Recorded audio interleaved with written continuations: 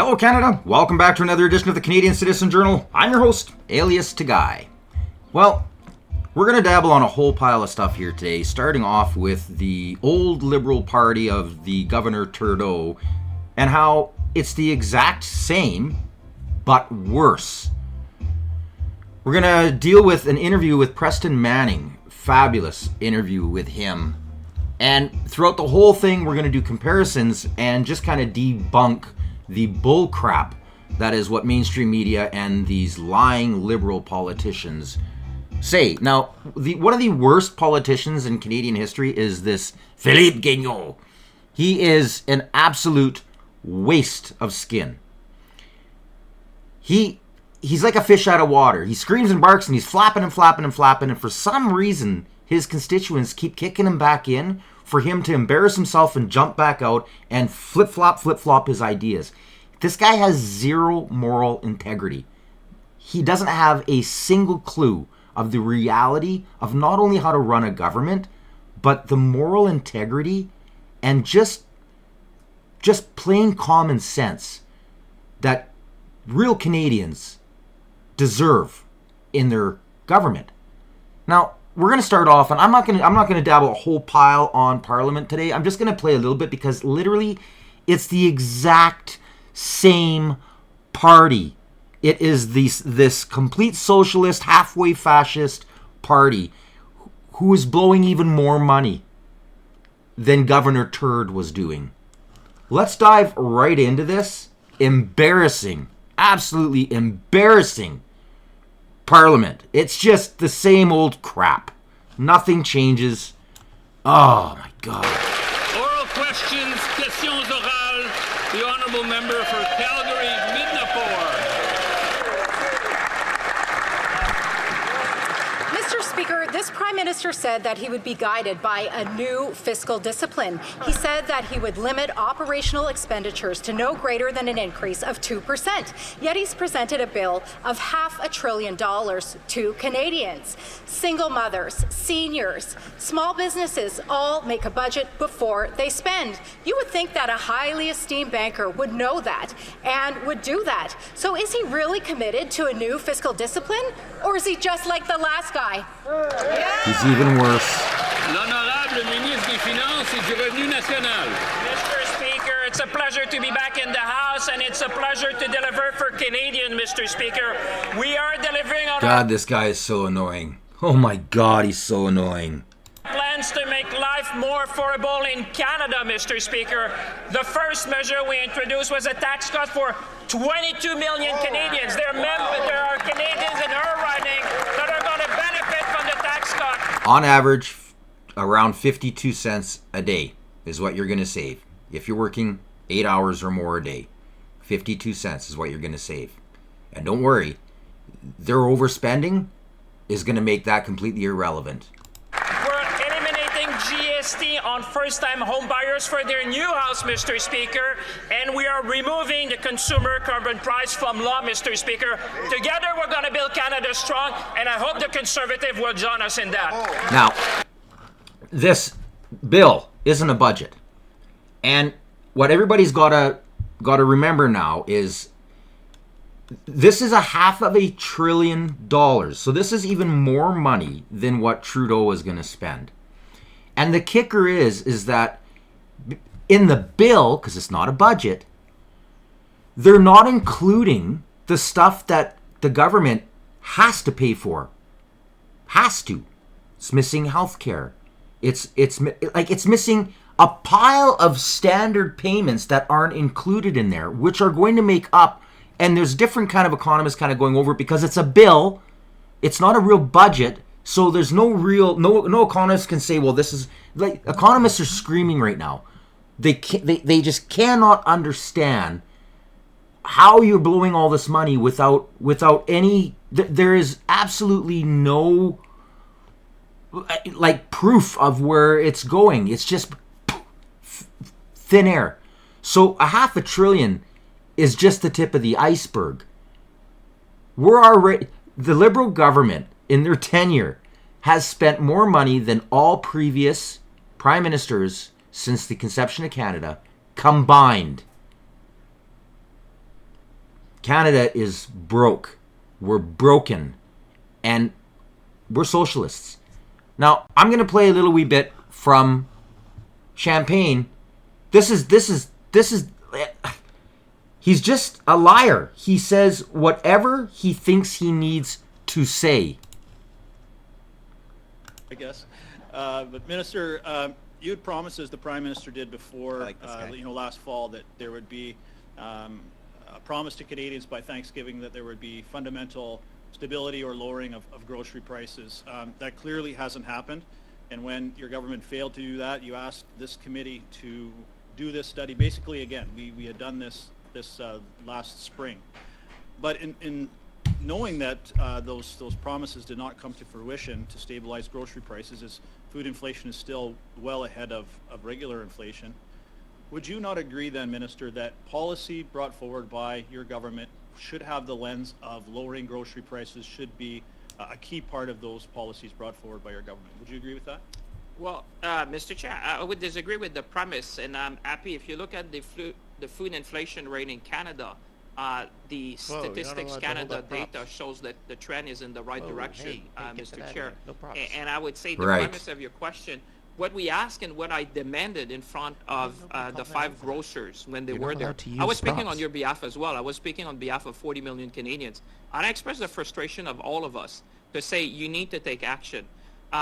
They did submit a plan. I was not satisfied, and I made that very public. And I said there will be consequences. The consequences is that we change the law. And with the new power now, the competition commissioner will be able to go further. I always hear from them that it's very complex, very sophisticated supply chain. And I say, put your cards on the table. If it's that complex and there's a lot of issues, put them on the table so that we will have the power to put line on that and to take action with you and member of this committee. Thanks, Minister. So I just want to go through some other policies then by your government's brought forward. If you just can answer whether these are going to lower grocery prices. Does increasing the carbon tax on April 1st by 23%, does that lower grocery prices, yes or no? I would say when you look at the Bank of Canada, and you don't have to take it from me, Mr. Barlow, because I know you trust me a lot. I see you every day in the House of Commons.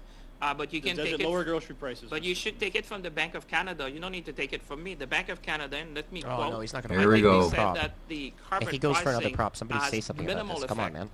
It's the same stuff that you. It's the same rules and committees that you abide by in the House. That it has the effect, and I think props. that's the evidence that this committee should be working on. You had mentioned Dr. Charlebois earlier, and according to Dr. Charlebois, by increasing the carbon tax and keeping that in place, it will increase wholesale food prices by 34%. And Canadians, by the Canadian Food Price Index, will be seeing grocery prices go up $700 this year. So I would ask you to readjust. But does amending Bill C-234, does that lower grocery prices?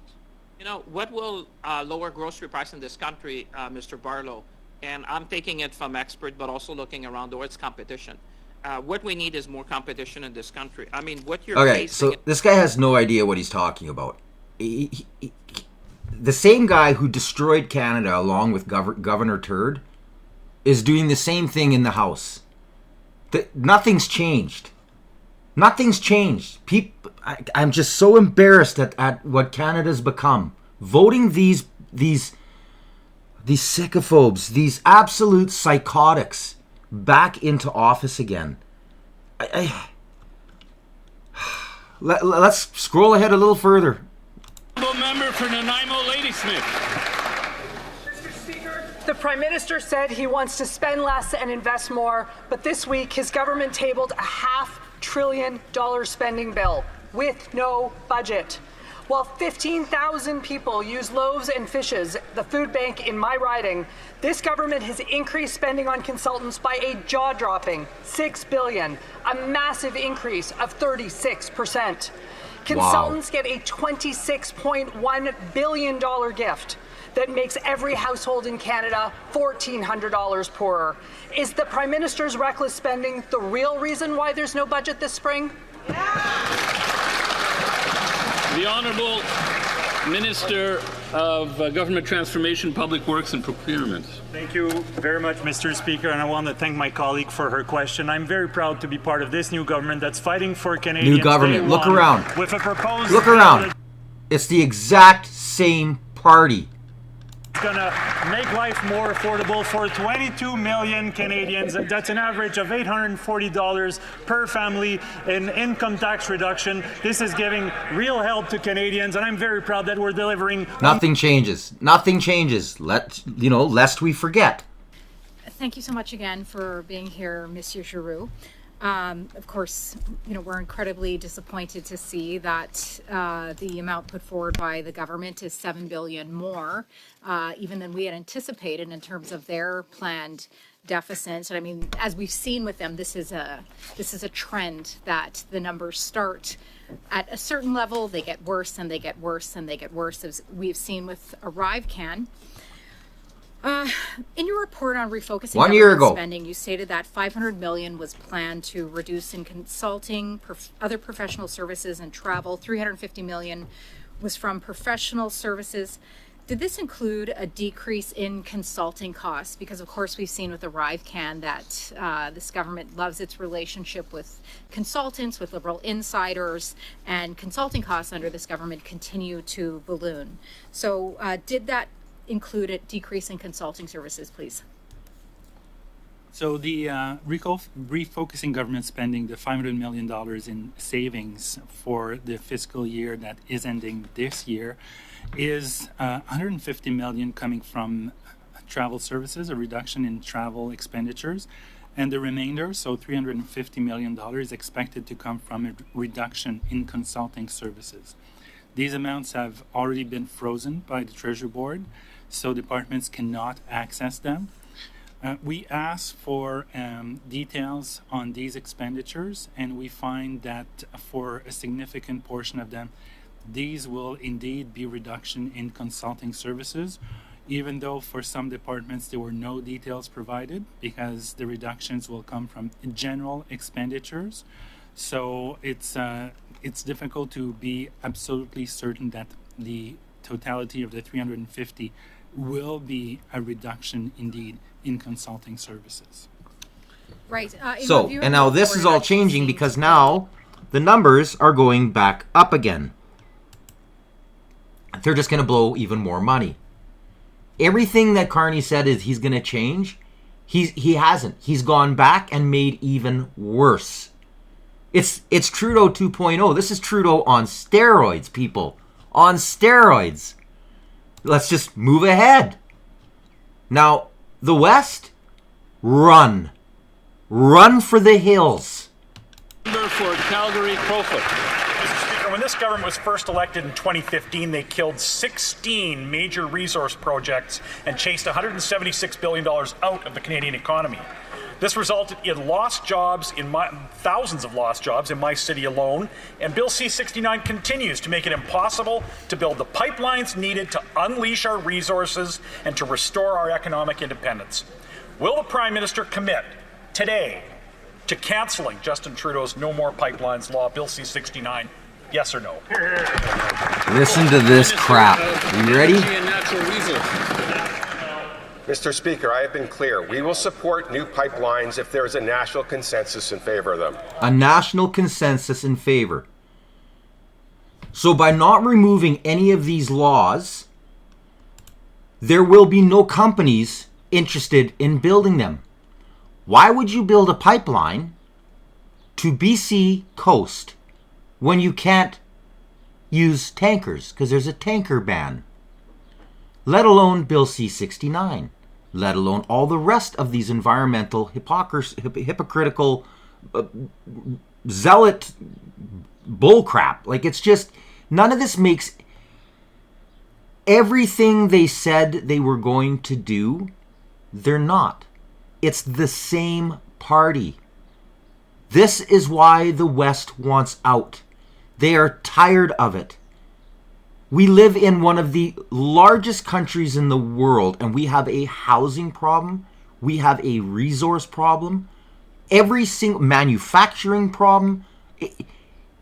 In 10 years, they have destroyed this country, let alone the 40 years from when the first turd came in power, that he started this socialist downfall. And Canada's never been the same. When you ask most people out west, it's not the pipelines. The pipelines are big, definitely. That, you know, they need it. They want that because that's a major part of our revenue. It's kind of part of our culture. We're resource workers. We're the hardest working people in Canada.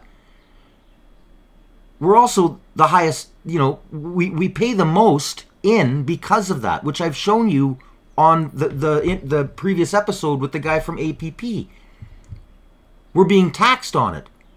$500 of every single person in Saskatchewan is taxed out of us and given to Quebec.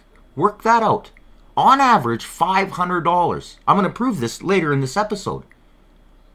This government, it's not one thing. It's the fact that no matter what the prairies do, they have no say. And they've been watching, especially in the last 10 years, and it started 40 years ago, but it's dominoed completely out of control in the last decade, of these socialist practices holding back the ingenuity, hard work, and dedication of what's left of us real Canadians. And I say that honestly. The West is what's left of real Canadians. Canada, the West doesn't want out of Canada. Canada left the West. These are socialist ideas. They are not going to build a pipeline. It's not going to, and if they do, it'll be what they normally do. It'll be little crumbs so they can just tax a little wee bit more and keep suppressing the West. This is embarrassing. Absolutely embarrassing. Now, we're going to move on here to this Preston Manning. This is gospel. To your point about the Liberals being the source of what's driving this anger, I mean, I don't think they've done anything to ease tensions.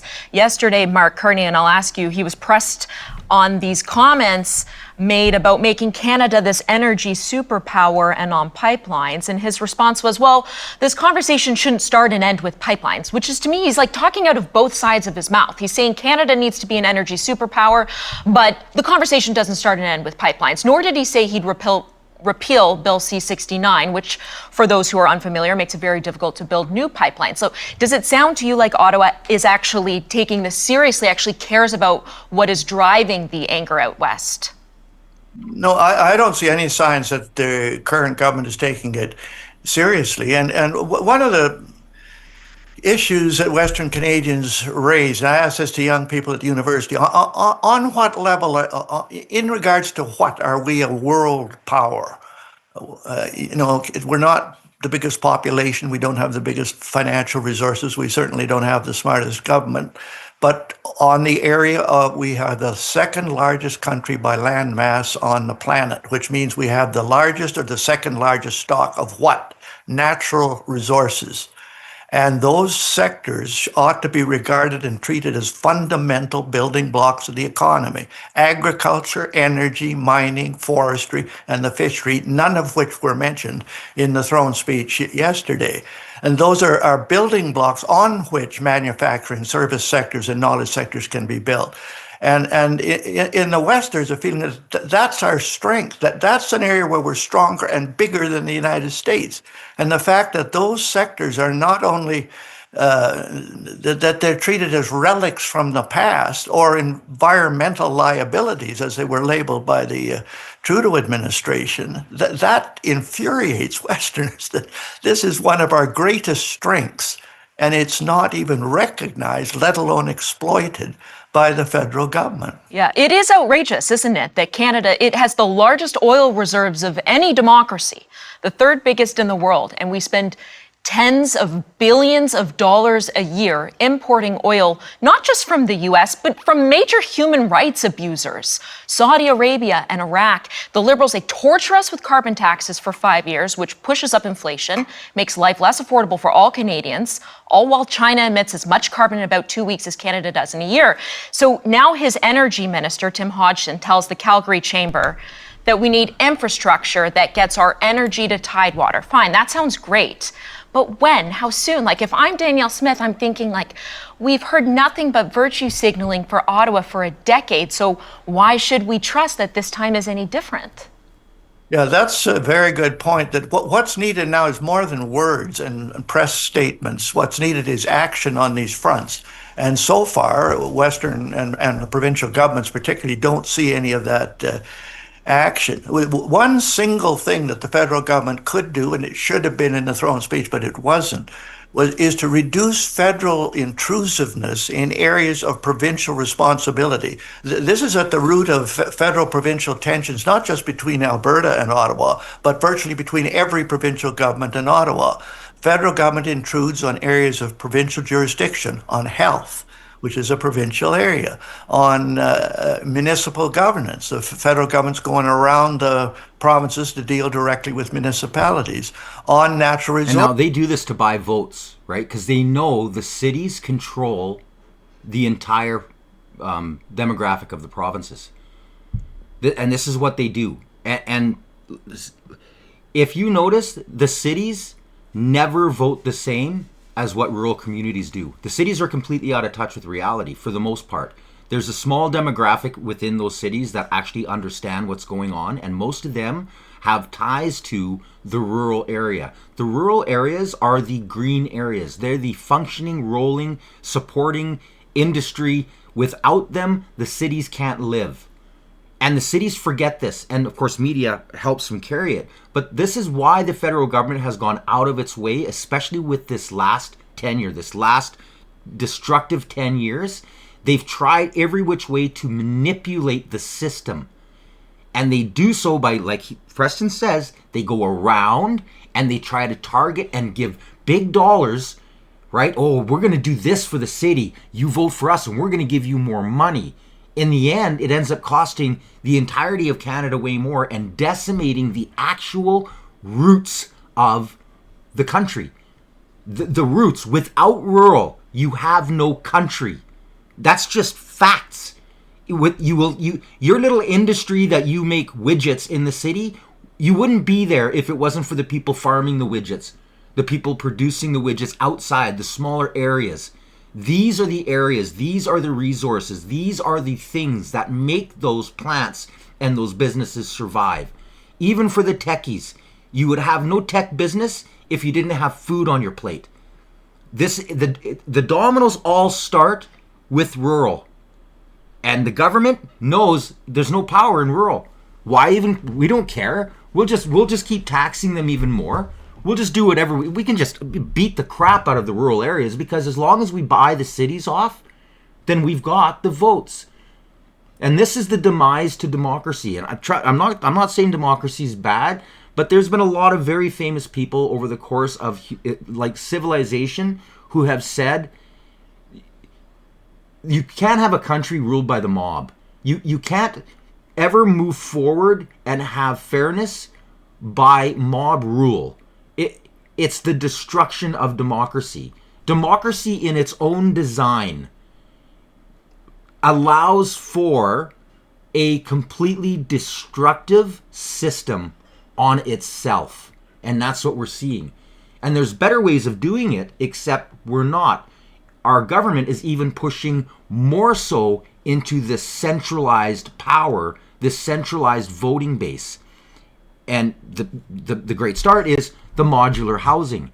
If they can get 100,000 people in a high rise, they're containing all of those votes within a small area. Very easy for them to sway and buy, especially with the help of propaganda. That's why I always say, make sure you like, share, and subscribe. Whereas we have all of this landmass. If we were serious, we would be building houses with yards. So people who live there understand that, have a connection to the actual nature and the rural area. They have the ability to grow a garden. They understand the responsibilities of home ownership. And it also helps them because now they're investing and locking and securing money in to their future. This is the type of reality that democracy should be pushing. But with this new socialist party, they know this isn't what they want. They're trying to cram as many people in, keep them tight, keep them confused. Chaos. And you can control the masses. Mob mentality as opposed to a democratic mentality. It's hard for a person who's locked 50 stories up to have any type of an idea of what it's like in a small town anywhere in Canada. They don't understand that. And they look at them going, well, why would you vote for that? No, this government's going to give us that. And they're not aware. The people in the rural are going, yeah, but they're taxing pretty soon I won't be able to afford my land. But don't worry, the government will fix that. The government will just say, well, we'll just do the farming. These are the steps where society crumbles. Preston Manning's bang on the money here. The guy, he really is brilliant. He truly is brilliant. Sources where the federal government intrudes in a dozen ways, including through the Impact Assessment Act and other statutes, and in the area of civil liberties, which the Constitution says is first and foremost a provincial responsibility. If the federal government wanted to signal something to the provinces that would improve national unity, they ought to introduce a statute reducing the intrusiveness of those statutes that authorize its involvement in areas of provincial jurisdiction. And again, I say there's not a flicker of recognition of that that's even a problem, let alone an answer in the recent throne speech. Well, now, another thing they can do, too, is they could actually start banning oil from any nations that are undemocratic. Now, this, and again, I post everything in the description. Sorry, just the facts, and I give all the facts. So, this is Canada. How much oil does Canada import for the world's third largest reserve holder? Way too much. Now, despite having the third largest global reserves, Canada spends tens of billions of dollars annually importing oil, mainly into eastern provinces. Now, this has been a contention out west since I was born. This has been something that we've all discussed. It absolutely makes us sick to the stomach to know that people out east are buying blood oil when they could be supporting their own country. Why haven't we made this rule? And I've even shown on previous episodes how Russian oil, even with all these sanctions, is still bleeding into Canada. This is the oligarchs, the Laurentian elite that make money off it. This is why they are so anti-pipeline. They've built industries, they've built wealth. In fact, Trudeau's family comes from oil blood. They control the import trade. They don't care. They don't care about slavery. They don't care about beating people. They don't care about all the rights of the people in these other countries. They don't care. When they're making record profits off it, what does it mean to that? So what? Oh, you mean I have to pay more if it was made in Canada? And this is what Trudeau Sr. did. And he did it at like the worst time. There's a war out east. Oil prices just go completely through the roof. And what does he do? He moves in, starts taxing, puts this huge tax on the exports going down to the States. So the States has to pay huge dollars, where the government takes that money, doesn't give any of it back to the West, and then in the same time puts a price cap on what the oil from Canada gets sold to Canadians. Completely just destroyed the Western economy. We're still picking up the pieces from that. And Canada is still picking up the pieces of his debt. Now you got to add 10 years of even worse policy with way more debt, and which we're going to feel. There's a housing bubble that's going to burst. When it bursts, all of those boomers who voted with their liberal cards, you're going to lose everything. Your house, done. Look at right now with the big beautiful bill. All of your other investments, anything that's tied to the States, done. You've allowed this to happen with your socialist ideas, or just watching too much propaganda TV and not understanding what's really going on here. Now, back to the oil. This is absolutely crazy. So, due to a lack of east-west transmission pipelines, Canada imported more than $488 billion of oil between 1998 and 2020. Additionally, Canada imported $14.7 billion of oil in 2021, $21.5 billion of oil in 2022, and $19.5 billion of oil in 2023. The last year for which data is currently available. If we add up the total sums, Canada imported a staggering $543.7 billion of oil between 98 and 23. Now, this is a beautiful little map. This is where we're getting our oil from. Ecuador, Colombia, Nigeria, Saudi Arabia, United States, and the United States via through Colombia. Like, there's all of these internets. So they're like, oh, well, it's coming from the States, or no, it's coming from the UK, or yeah, but these oils are being purchased in third world countries. They're being purchased from areas that are undemocratic. And everybody's, especially this whole new woke thing, it's like this whole reality for the alphabet squad. These countries, they throw the LGBTQ off of rooftops. They don't care about you, and yet we're supporting them? Look at the money that Dubai is making, the wealth right now. This whole fake transition they're putting through into the green economy, when they're producing record amounts of oil. There's a complete status there where if you're part of that family, you just get checks given to you, your royalties.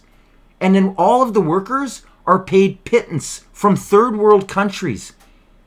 They're huge in the slave trade, the women, like all of it. It's just unbelievable that we're supporting this, and it's still going on, and it's going to get worse. The more that we keep our feet, the East keeps their feet on Canada, the lower their morals, the integrity that they can say they're Canadians is being thrown out the door. Because real Canadians don't support that. We want equality. But the East says it. They get up on a podium. Oh, LGBTQ rights. Then why are you buying oil from third world countries? Why are you supporting China? What about the Uyghurs? What about the East is out of touch. They're not Canadians anymore. And the vote showed it. A little bit more than half of the East lost their Canadianism. Post-national state. Now, this is a great little video. This is on equalization. Listen carefully. $20 billion to provinces through a program called equalization. 5 provinces, Saskatchewan, Alberta, BC, Newfoundland, and Ontario, all get 0, while one province, Quebec, gets over $13 billion, or about 66% of the total. That's because equalization is calculated based on a complicated formula that is supposed to reflect the relative strength of different provincial economies. So the have provinces get nothing, while the have-not provinces get billions of dollars. Not very equal, is it? The problem is the formula is flawed and doesn't really reflect what is going on in different provincial economies. So even while the economies of Saskatchewan, Alberta, and Newfoundland were being hit by a downturn in the resource sector, they continued to get nothing, and we were subsidizing other provinces whose economies were actually doing better. That's not fair. Equalization is a federal program funded by the taxes you pay through federal income tax and GST. That means every man, woman, and child in Saskatchewan contributes on average a little over $500 in federal taxes towards equalization every year. Think about that. Every man, woman, and child is paying $500. Now I broke this down in a previous episode with the whole 61.5 billion reasons why we should leave. This is another one of them. This is part that I included in that profit that we could keep. We could literally remove almost all income tax off of Saskatchewan residents and still make money and still be a profitable province. Still have our pensions, still have our police, still have our hospitals, still have all of that and make it even better and still show a profit. And then on top of that, you unleash the economy because now you don't have the constraints, the regulations, the socialist ideology that's stopping the people out west from being what we were born to be. Great. Canadians were born to be great. Everybody here loves it, man. We appreciated it. But like I said, Canada's left the West. They've left the West. $500. Every time you look at your child, just think about that. $500. That kid's not even working. But it's $500 out of our tax base that's being removed and given to where? Quebec. And for years, most people I know and talk to out west, when it comes to Quebec separatism, they were like, "What? How soon? Leave now. Do it, we dare ya," because they'll go bankrupt. They've been living off of the teat of the prairies for way too long. And actually, not just the prairies, the West, because BC's been a huge payer into this as well, which is why half of BC is ready to leave BC. The rest, they want to leave they want to leave that little wee voting bloc that controls the entire area, that kept the NDP in power, that liberal NDP socialist base. Again, cities, highly densely populated cities, who have, most of the people there have no idea. They live in this dream world, this propaganda dream world. $500. Every man, woman, and child in Saskatchewan is going straight to Quebec. Money that is then handed out to other provinces. In total, Saskatchewan taxpayers pay about $600 million a year towards equalization, to subsidize programs and services in other provinces. To put that into perspective, $600 million is more than enough to balance the provincial budget in Saskatchewan. More than enough. So just that one part alone could replace and balance our budget. So everything else above that would be a surplus. And again, this is how I was doing all of my math. And I was trying to be so conservative that as I was comparing my numbers, I would always pick the lower. I would round down in order to make sure that it was fact. It was as close to reality. And I still hit $61.5 billion. And I had more and more tax loopholes that I could have kept digging into. But the files were getting so large. The number was getting so big. It's like, we'd be crazy not to leave. It's insanity staying in this country. Just insanity. The waste of all of our energy and time just to be pulled away from us. Taxed, more burdens, more regulations. For half of the country that is completely against all of the moral dignities that we are proud to pass down from one generation to the next. They're gone out east. Look, they voted this Liberal Party back in again. They're gone. Canada's gone. Post-national state. This has to change. Saskatchewan is proposing a simple change that doesn't require a complicated revision of the current equalization formula. We call it the 50-50 formula. Under the 50-50 formula, half of the total equalization pool would continue to be paid out. I'm going to stop it here because they go into how they want to redesign it. Well, I don't think so. I think if we left, we wouldn't have to worry about any of this. Why? We'd still be giving money away. So the whole idea of this is to be a little bit more fair about who gets the money, but the fact is we're still getting ripped off.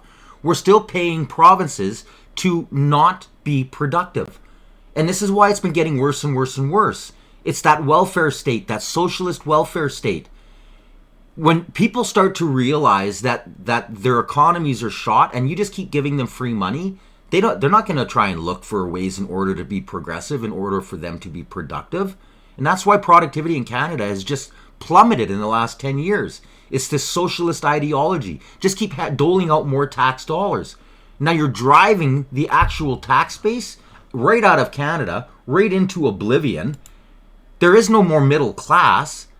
When the Liberals say, oh, we're going to bring more people into the middle class, that's not what they meant. They meant they're going to decimate the middle class, bring it all down so that we're all poor. That's what there won't be a middle class. The largest separation of wealth has occurred in the last 7 years because of liberal policies. The hard workers are leaving. They're fleeing. I've got so many friends and family that I know that have fled. They're gone to the States. Some of the stuff that they write, how happy they are down there. They're like, and the healthcare? Are you kidding me? If you take the same job that you had up here and you move down to the States and you bought the actual insurance, you're still only spending like a third of the amount than you would be here out of taxes that goes to the healthcare system. And you have any procedure you want. Whereas here in Canada, I personally, sorry, we don't offer that procedure. Oh, but we'll pay for it, maybe, if you go out of country, which after piles of work, no, they won't. This is happening, and I know so many other people this has happened to. We're so broken. Why are we even talking about even redoing this whole farce? It's welfare. Why are we supporting other provinces to cheat their books, cheat their own people, and hold their own productivity back for free money when it should be unleashed? Pull this back, cut it off. And when they see the other provinces and how wealthy we would all become, darn tootin', they're going to start getting their shit straight and vote in better politicians and policies that help them start to be productive. Instead of enabling, you've got to actually show them. And that's not what's happening. Now we're going to go back to Preston here for a little bit. I want to step back because we're having this conversation about Western alienation, and it's not happening in a vacuum. During this election, this past election, you had the Bloc leader Yves-François Blanchet say Canada has no identity. And Justin Trudeau, he told us that Canada was a post-national state, meaning a country without a core. So when you see what's happening in major cities, Vancouver, Montreal, Toronto, hate rallies in our streets, not one, not two, not dozens, thousands, do you believe that large-scale immigration without a clear accompanying policy or a culture of assimilation has eroded Canada's core identity? Well, I think it has. And that raises the question is how deliberate was that?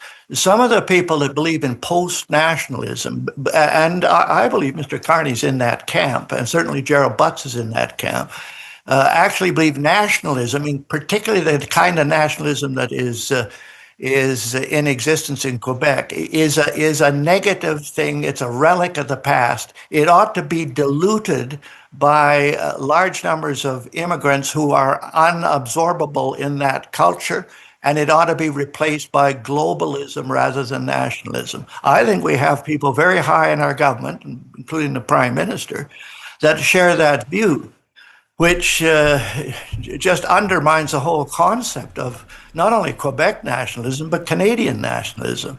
A couple of things in the throne speech, this reference that the crown is the symbol of Canadian unity. You know, if you took a poll on that, I don't think that would be held up. On the section on uniting the country, it starts by saying that the Canadian identity is defined by the French language and culture being an integral part of it. I don't think the current throne speech enforces or even tries to define the kind of Canadian identity that certainly a lot of Western Canadians believe in. Well, I raise this because in the absence of a strong national identity, and particularly if Westerners are feeling pushed to the margins, what is there for Western Canadians to hold on to? Well, I believe, coming back to this point of the natural resource sectors as fundamental building blocks of the economy, I think that's one idea that can be relevant to all parts of Canada and is absolutely essential to the rebuilding of the Canadian economy. So that recognition of what are our strengths and building on those, exploiting those rather than treating them as relics or liabilities. The other approach to unity, and this sounds simplistic, is just to start reducing the elements that divide the country. And one of the main ones is this federal intrusiveness in areas of provincial responsibility. That has got Ottawa offside with virtually every provincial government. So, you can get unity by just starting by reducing the things that divide. And those are the things that would be on the top of my list. Now, this whole push that the Liberals are doing, and they're saying how they're going to remove provincial trade barriers. Again, previous episodes, if you're a new subscriber, scroll through. I broke a lot of really good stories for being just this little wee outlet. It's amazing, the information that's being suppressed from Canadians. And with the help of great journalists like, Sam Cooper and others like him, it's really easy to build huge files and run off of that information and share it amongst other independents. Now,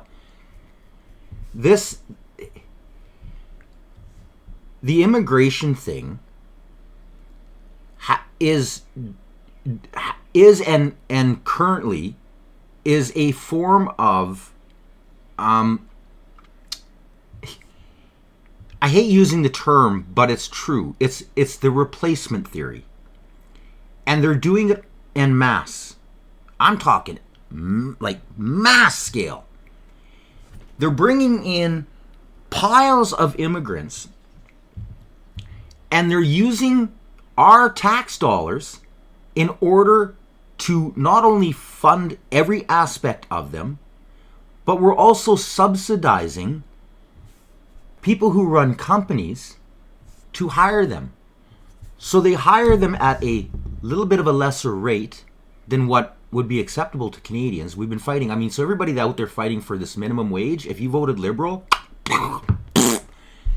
because it's the exact opposite. And this is why youth unemployment is at record highs, unseen in Canada.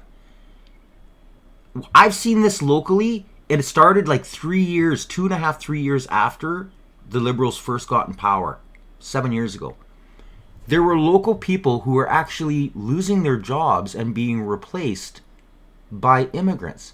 Now, I'm not anti-immigrant. En contraire, you do need that. That is part, and especially part of Canada's melting pot, our multicultural, that's what makes us who we are.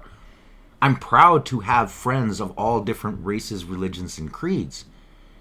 And all of those unique perspectives of those other nationalities and races and creeds and religions, and helps society to merge, grow, and technologies to battle each other and come up with amazing technologies that Canada, and especially the West, like the world owes the West, from farming, carbon capture, oil production. Like, so many amazing technological advancements have come from Western Canada.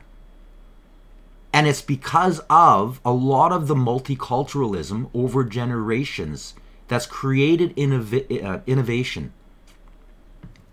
Now, I'm going to show you a few clips where, like, literally the government is using our own tax dollars to keep your kids unemployed. And because of it, it's now flipped. Because there are so many of these immigrants coming in, now they're the controlling bodies of a lot of these businesses. So now they're not hiring anybody who's not part of their religion, race, or creed. Let's get started with just the simple fact. This guy lays it down straight out, and this is the truth. The kids today they're struggling. The 20-year-olds, there's no jobs for them out there. Who gets all the jobs? The migrants. The companies get to hire the migrants.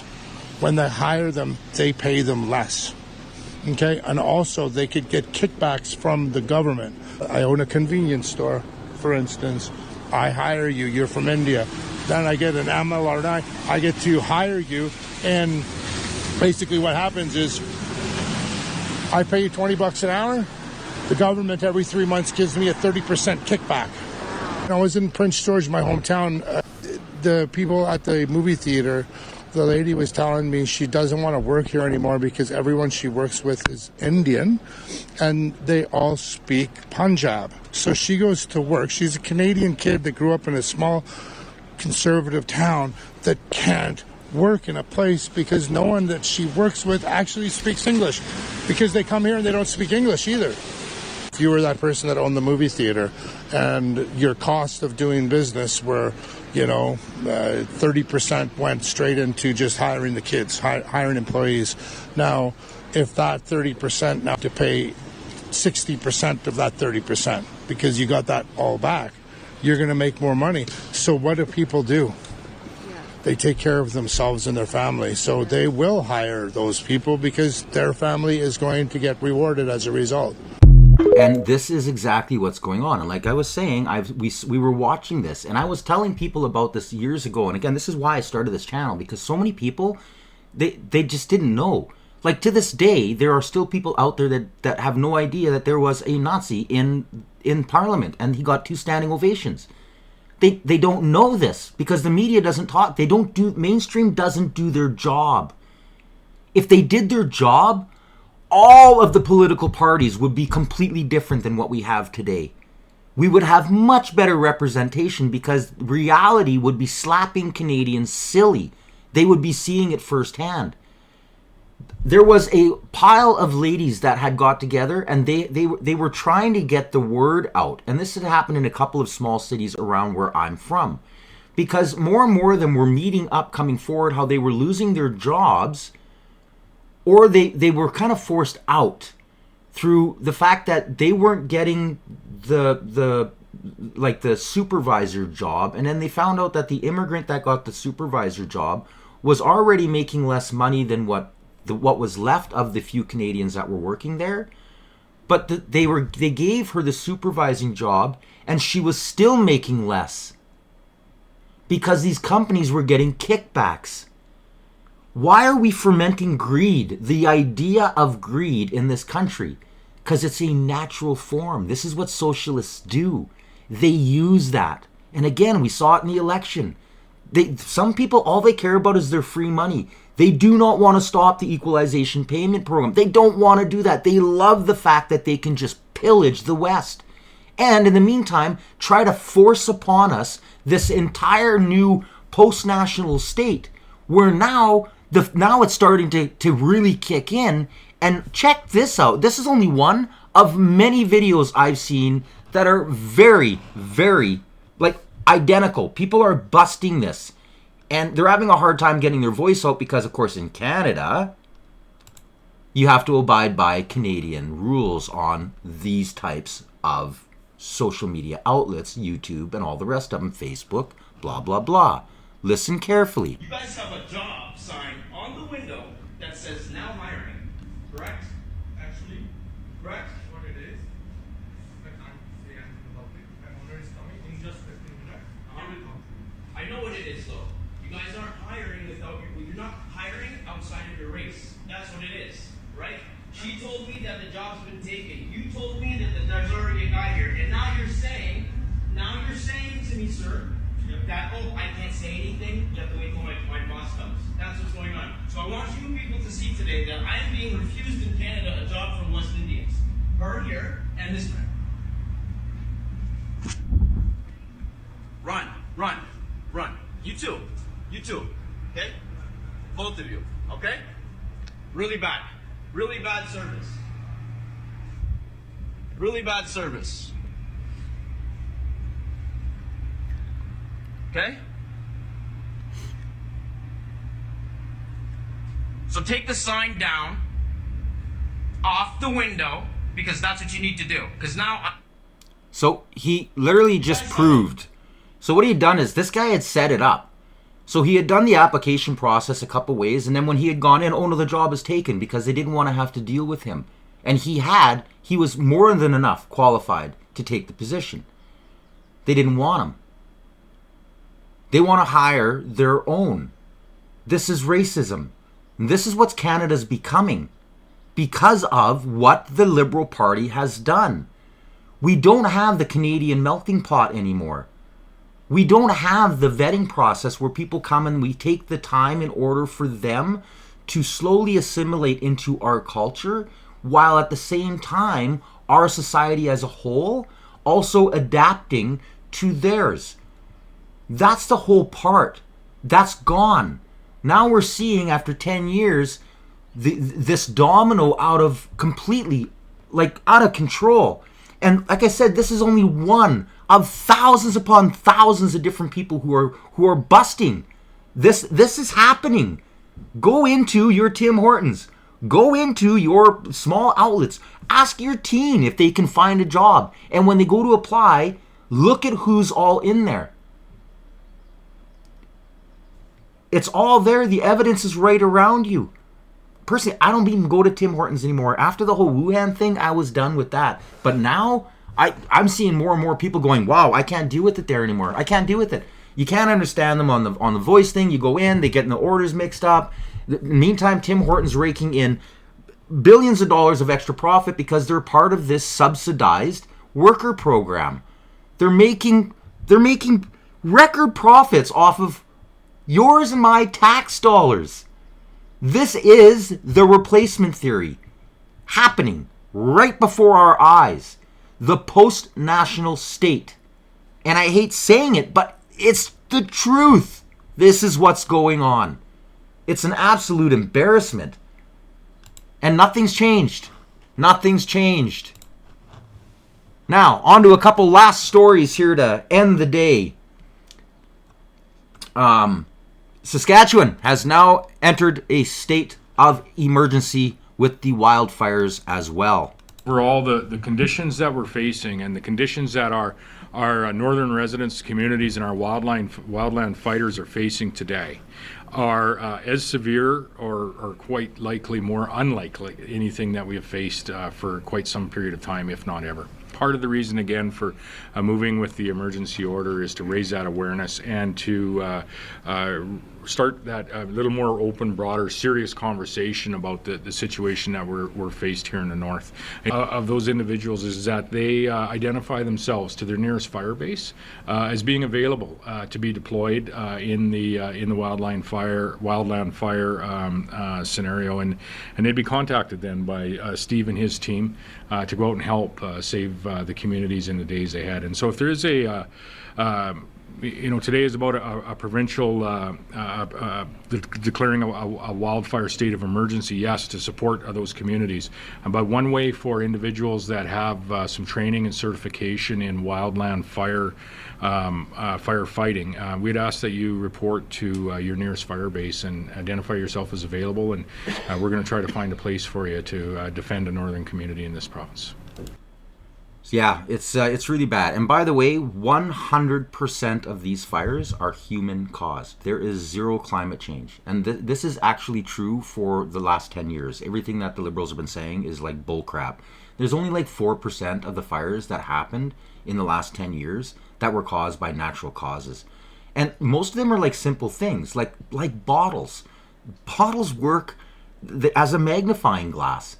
People throwing old bottles, and especially liquor bottles, the clear glass liquor bottles, and when they break and that little wee bottom sets itself up just right and the sun hits it, guess what? You have a fire. Another huge one is quads. These people are putting straight pipes and stuff on them. Like, I have a quad around my farm, and I had almost seen a fire get lit. It totally changed my perspective, and then I started looking into it. Holy cow. You got to really pay attention.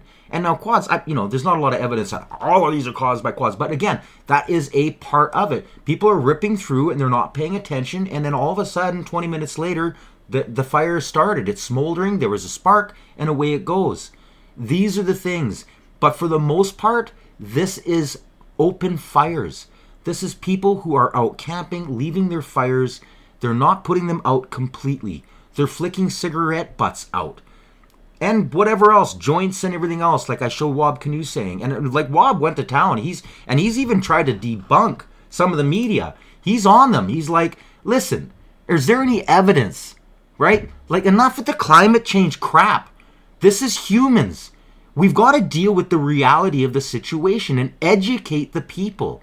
That's what you need to do in order to solve the problem. You don't need government regulations. Maybe if we started actually fining people, big fines. Like, if you get caught starting a fire on purpose, as far as I'm concerned, that's like, ending someone's life. You're removing people's livelihood. You're also destroying the nature of what we need in Canada in order for our ecosystems to stay viable and stay alive. Like, you should have a lifetime sentence. Done. Just like that. You want to see it stop? It will stop immediately. But there's no fear. People aren't afraid. Now, another one we're going to dabble on to end the show with is everybody was talking about how, Trump got beat and now the tariffs are off, and I didn't report on it because it's all, I knew. He's the president of the United States. That was a court overstepping their bounds. I knew it wasn't going to last. And here it is. States, a federal appeals court has now reinstated Donald Trump's tariffs. Earlier, a judgment from the U.S. Court of International Trade blocked many of the tariffs the president imposed since taking office, saying they exceeded his authority. We get more on this from the CBC's Katie Simpson live in Washington. So, Katie, tell us more about this court ruling. Well, what a chaotic 24 hours it's been. First, a court strikes down the tariffs, saying they're illegal, that Donald Trump overstepped his power and the tariffs were going to be put on hold. And then an appeals court just a short time ago just ruled that while this decision, the original decision to block the tariffs, is being appealed, well, the Trump administration can continue to collect tariffs. This, of course, applies to the broad majority of tariffs the Trump administration has imposed. The ones that they justified under the guise of national security. So we're talking about the tariffs related to fentanyl and border security applied to Canada, as well as Mexico and China, as well as those broader country-based tariffs that Donald Trump announced on his so-called Liberation Day. Those had been announced, imposed, reduced, and right now they're at a global 10% baseline, essentially. Those, again, were put on hold yesterday and then reinstated today. So this means that as the Trump administration takes its next steps and continues with its legal fight, they're vowing to fight it all the way to the Supreme Court, that the Trump administration can continue with its tariff regime. For businesses looking for some certainty, looking for some relief in this moment, the only thing we can really say is that for now, those tariffs do remain in place. It's not necessarily what Canadian businesses were hoping for, or workers who are concerned about the impact tariffs are having on their jobs or the future of their jobs. But for now, the tariffs remain in place until the next steps sort of unfold through the legal. It's going to be a major legal fight in the United States, as this is really a pillar of the Trump administration's economic policy as well as its foreign policy. So, Katie, tell us more about what the White House is saying about this major legal fight. Well, the White House is really not pleased. It essentially was the majority of the questions today at the White House press briefing with Caroline Leavitt, the press secretary, were largely about this tariff fight. Have a listen to how the White House is lashing out at the court that ruled that the tariffs are illegal. Okay. I don't need to play anymore. That's what it is. And if you do watch this, you'll find out that they're trying to follow through anything with Trump. They have to badmouth him. This is propaganda. This is the Democratic Party ruled. This is the Liberal Party ruled. It's all the same. Fascists like getting their money free, so they'll do anything they can. They'll lie, cheat, and just try to make people out to be bad. Am I a Trump supporter? No. I knew what he was going to do to Canada. Do I like his policies? Yes, I do. A lot of his policies. Look at how he's transformed the states. Their economy is booming. But now they're coming up with all of these more lies. They're using certain investors that are like, oh, we created this word, this taco, right? Where he like goes against his own word, chickens out and whatever. Name one. Name one where he has left the situation and ended up worse off. There isn't one. Yes, he is changing his numbers. That's called The Art of the Deal. I urge you to read the book. It's actually a really, really good book. It'll totally change your idea about how you deal with situations in barter and trade. And because of the costs that he was dealing with, you see how you have to evolve on the way that you deal with things because of all of the different people that become involved. So further up the ladder you go, the more money you're spending, the more, especially if government gets involved, you've got to really know how to throw hardcore left hooks and swing with uppercuts. And then in the end, when everything's all said and done, you walked away unscathing, but yet you got a better deal. That's Trump. It's the art of the deal. Now, I knew he was going to crush Canada. I just wasn't aware of how bad he was going to do it, especially putting the Liberals in power like that. I was hoping his conservative push down there would have really helped Canadians to wake up, and we could have worked in unison together, but that doesn't help the States. He's looking out after the States. He needs Canada to keep crumbling. He needs us to be led by a socialist government in order for them to economically destroy us and get closer and closer to being the 51st state, which the West won't be. The West will be independent. Canada will fall if we keep going down this trail. I hope you enjoyed the episode. Make sure you check out my merch there, everybody. Yeah. Lots going on. Parliament hasn't changed. Trudeau 2.0. Craziness. This Canada is such bad shape, and it's just getting worse and worse and worse. Until the next time, you've been watching the Canadian Citizen Journal. I'm Alias the Guy. Stay informed.